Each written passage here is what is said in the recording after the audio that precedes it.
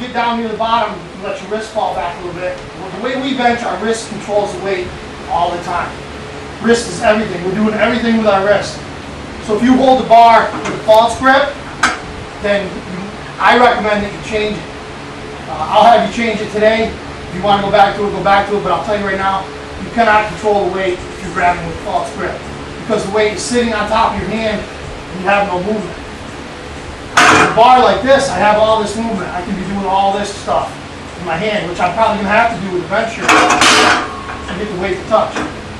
So it's not just, hey, I'm going to pop some more weight on and try to get this weight to touch. It doesn't work that way.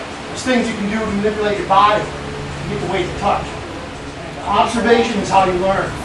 Some seminars I go to, you know, somebody's on the bench, 5 guys in the back bullshit.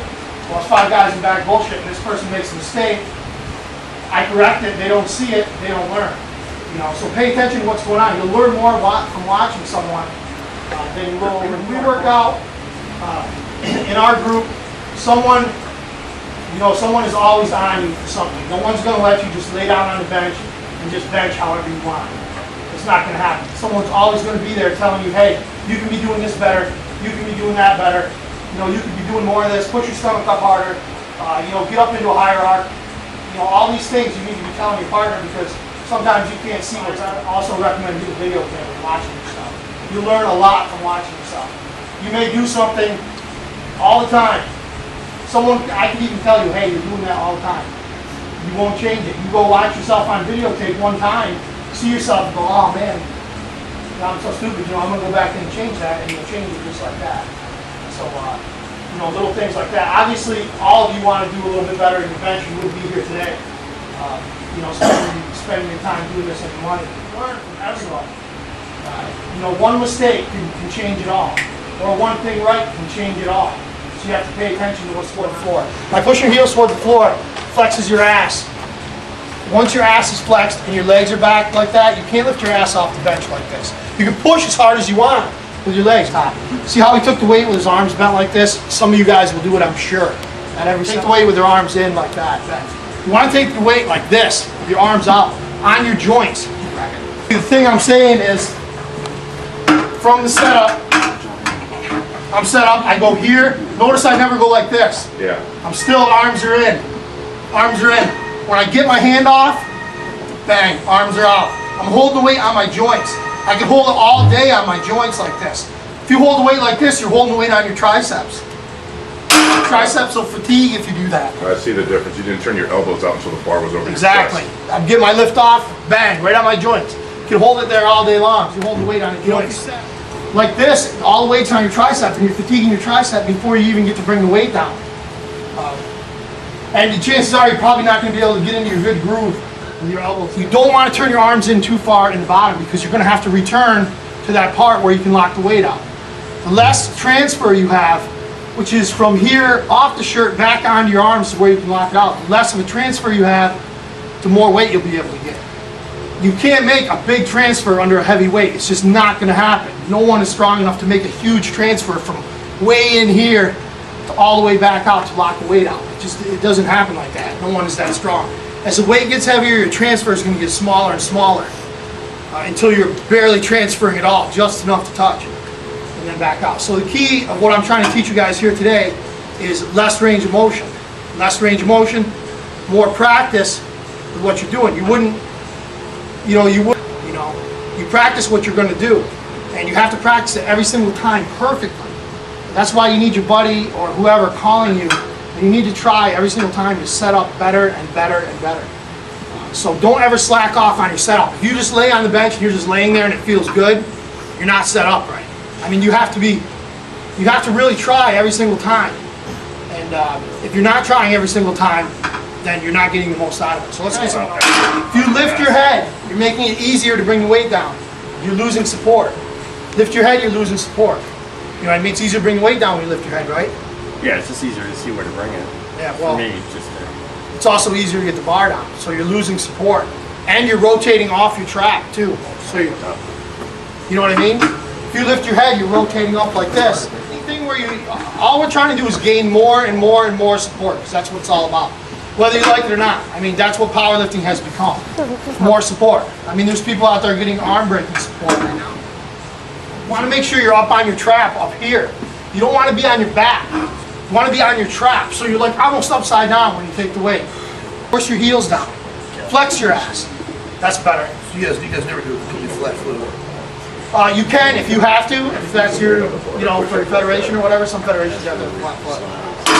If you do it flat foot, if you're inflexible in your quads, like some people are, I mean, my arch probably seems a little wild for some people, but go back a little bit more. Go back. See, go back a little bit more every single time. Now come. A little bit come. Leave your ass. Good.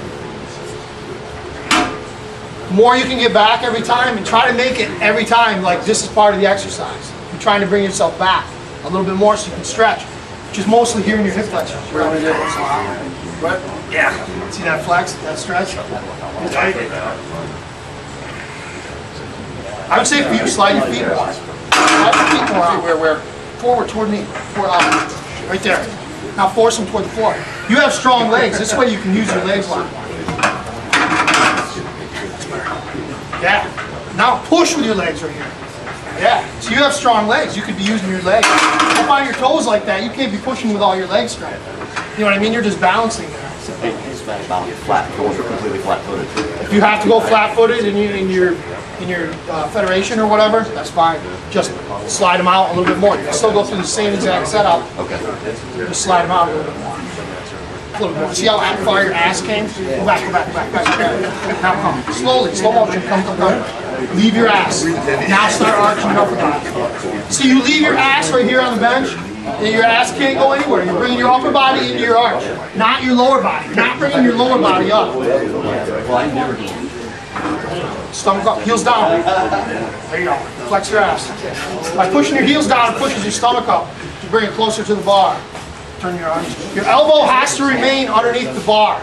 If your elbow doesn't remain underneath the bar, either it goes too far and you're going to flop it back to your face, or the other way, you're going to flop it onto your stomach. You have to keep your elbow directly under the bar.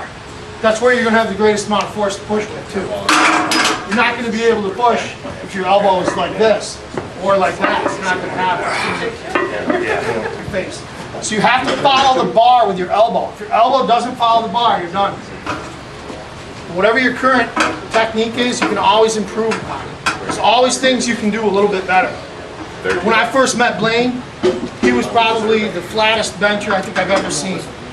And what were you benching, Blaine? 600 maybe? Right around that? Not even? Probably like 585. And within a year or so, he was benching over 700. Just by making the change, by getting, he adapted some of these things to his style, like bringing his legs back and arching a little bit higher. I mean, when I first met him in Nazareth years ago, he flat as board and stubborn as hell. It's easier to teach someone who doesn't already have all these preconceived ideas of what's going on. See how close your feet are touching the bench. It's not even legal. That's a hell of an arch. Look at how much more I can arch. You can always get a little bit better. If you're not getting up, it's not your back, it's your stomach. Flexibility of your stomach creates your arch. Some people will take it like this and then go into it. I prefer to take it. That way I know I'm right there. I'll use that as a gauge as I'm coming down, down, like I know I'm getting close. I'll stop this completely, no more of this, and just start this. You know what I mean? Because I'm not trying, the less I bend my arm, the more leverage I know I'm going to have when I push back up. So I'll take my biggest breath before the weight comes out of the rack. It can make all the difference because you're sitting there holding 700 pounds, you're not going to be able to take, you're going to be like, instead of, you want to fill your lungs up with as much as you can because that's going to bring this out more. The more you can get this out, the more you're better off you're going to be. And holding your breath because you may need that breath at the end. If I get back here and I get in trouble and I'm stuck right here, I can't get it and I'd already lost my breath on the way down, I'm not even going to have anything to push with. But if I held my breath to here, I still got all that breath I can keep pushing with. Small changes can make a huge difference in your bench. When you're setting up, you have to relax. If you're all tight and you're all worked up, you can't be because you're trying to stretch yourself into a really unnatural position. So you have to relax. Okay, now come. Right up on your head. Keep coming. Keep coming a little bit more. There you go. Leave your ass there. Slide your feet to where you want them.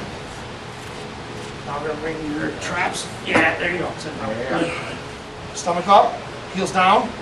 See how you're letting your heels fold in? I don't think you're gonna be able to push as hard as you want to.